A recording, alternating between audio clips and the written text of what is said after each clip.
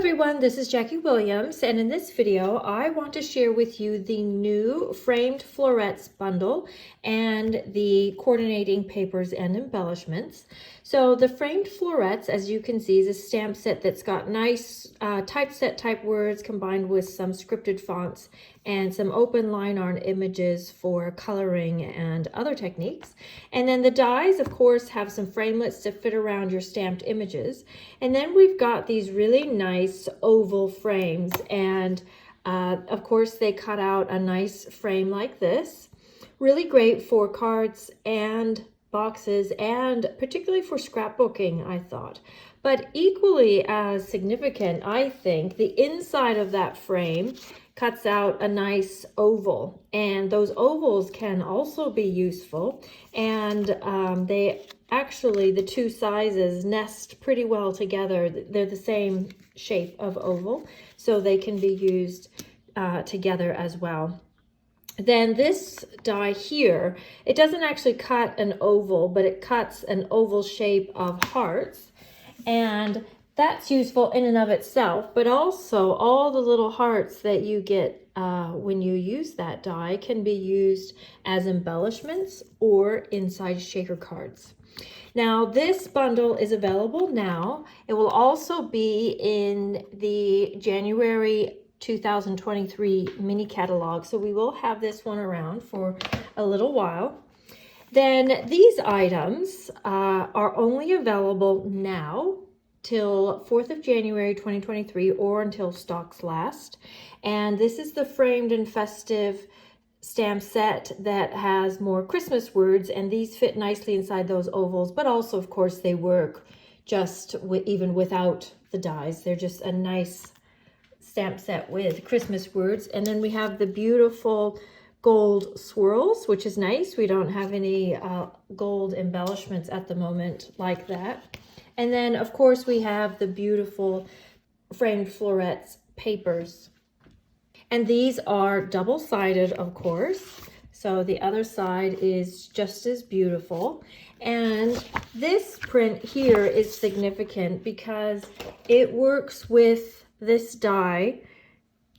So you can just cut out your flowers using the die, and you've got the brighter pink and the more dusty pink there that you can use. So let's move on to our project. For this card, you will need to have two pieces for the card base. I have cut a piece 5.5 by 8 inches, and I have scored it so that you have two 1.5 inch sections and two 2.5 inch sections. Once you make this card once, you can see that you can actually change these measurements so long as these two are the same and those two are the same. And then I've got a 3.5 by 8 inch piece, and I've scored it in half on the 8 inch side. So you've got two 4 inch sections. And again, this size can be changed to be longer to create a taller card. So I have those two pieces ready here, and you'll just want to fold this one in half and use your bone folder so you get a nice crease. And then this piece, you're going to do a mountain, valley, and a mountain fold. And then again, use your bone folder to get them nice and flat. So you'll end up with a piece that looks like this. Now we just want to embellish before we put these two together.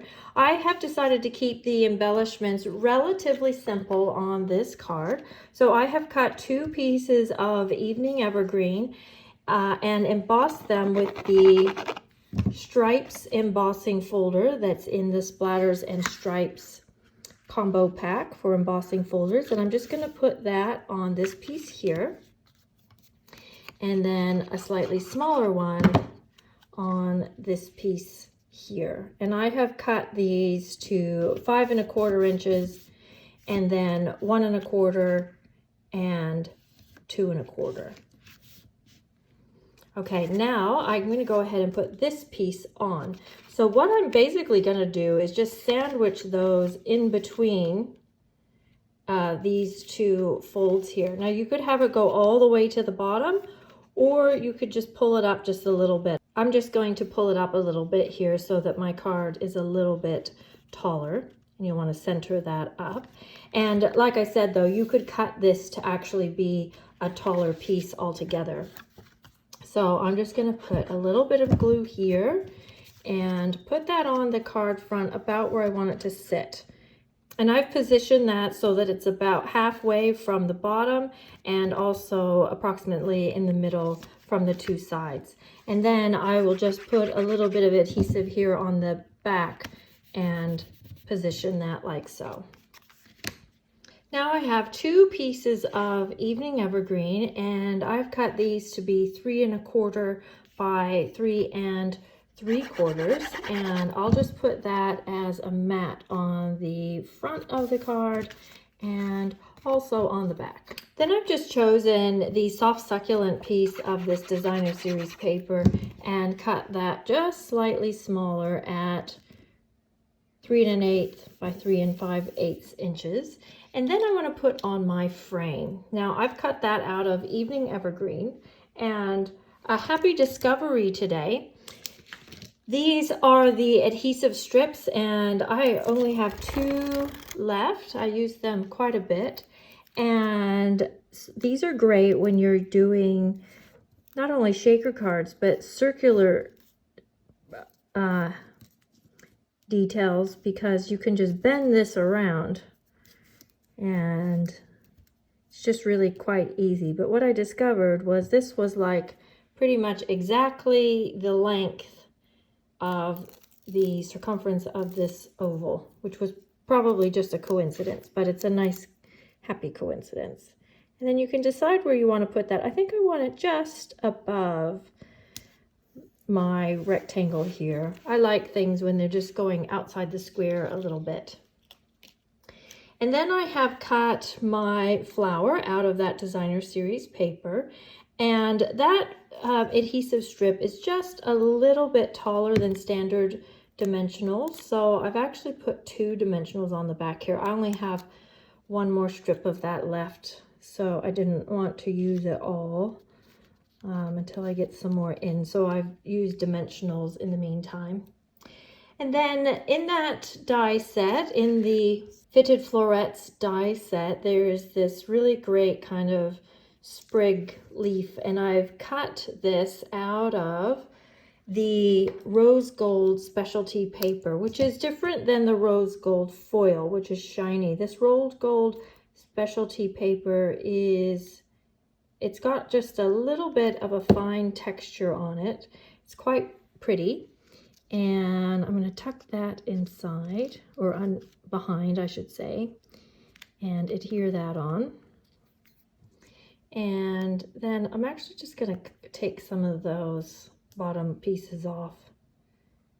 Sometimes I see people struggling to get things to fit, but you know, the part that's tucked behind doesn't have to be particularly long. You can just cut it off so that your things will fit as you want them to. And then I've got one of the beautiful leaf dies out of that set here, cut in white, and I'll just put just this little bit of embellishment along this side.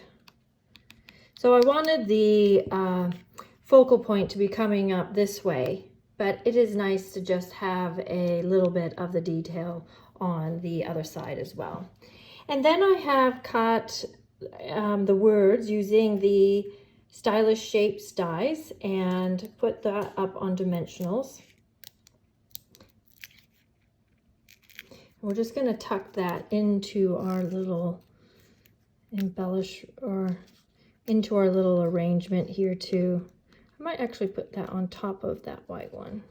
I changed my mind. I have it underneath the white ones and a little bit underneath the flowers. And now I'll just use a couple of these gold swirls to add a little bit of gold to this. Gold is really nice with this evening evergreen color, I think. There we go. And I'll just add a little gold bow down here in and amongst the flowers. That is the front of our card done. So now I just want to do a little bit of stamping for the back. And I'm just going to stamp that spray of flowers in Blushing Bride along the bottom here. And then stamp the words that you like in Evening Evergreen. Then I'll go ahead and adhere this to the back of our card. Again, you could make this longer and extend it on the back if you want a little more room to write. And then the card will sit up like this. Hopefully you can see that on the video. So here is one that I made earlier, and I've used the different color flowers and just used some smaller words so you can have a look at the difference and decide which ones you like better. I think it's a really nice way to do a kind of a faux center step card. I've done a few cards like this over the years. Now I do have a few other samples to share with you. So here's one that was inspired by Helen Wiggum. She just had some Christmas cards using strips of paper, and I thought it's a really nice way to not only use up your scraps, but also a really nice way to showcase some of the different prints in your paper pack. And I think most of us, all of us, end up with some little skinny strips when we are making our project, so it's a nice way to use them. And then this sample was inspired by Laura Secchi. She did it with some different colors and things, but I just liked the idea of having just a single layer of printed paper and then doing your stamping directly on the paper, and then having your die cuts just framing those words. So there's really no other layers other than a few die cuts down here. And then this idea of combining the dies with the Merriest Moments embossing folder, if you can see that behind, they actually work really nicely together. That was inspired by a card by Gail Ellis, and then I just changed up the card to suit my preferences. And I've got those stamped flowers down here at the bottom, did a little bit of watercoloring there, and just have a really elegant Christmas card combined with that folder. And then another fun thing is this particular print in the Designer Series paper. These berries are white, and so they lend themselves quite well to being colored in to whatever color you want them to be to create a different color palette. So here I'm obviously coloring them in pink, but you could do purples and blues or grays or whatever it is that works for you. And for this sample, I actually colored them in with cherry cobbler and then used a sparkly glitter gold frame, and then just added some more cherry cobbler die cuts there for a simple but elegant Christmas card.